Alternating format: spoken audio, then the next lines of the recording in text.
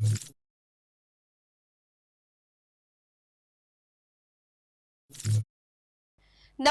હું છું પ્રિયા અને તમે જોઈ રહ્યા છો જનતા કી જાણકારી ન્યૂઝ। નજર કરીએ આજના સમાચાર। ગુજરાતના નાયબ મુખ્યમંત્રી હર્ષ સંઘવી પહોંચ્યા ડીસા।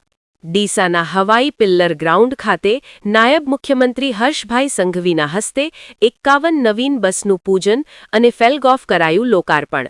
નાયબ મુખ્યમંત્રી હર્ષ સંઘવી બસમાં બેસીને ડીસાના હવાઈ પિલ્લરથી રાજપુર પાંજરાપોળ જવા થયા રવાના।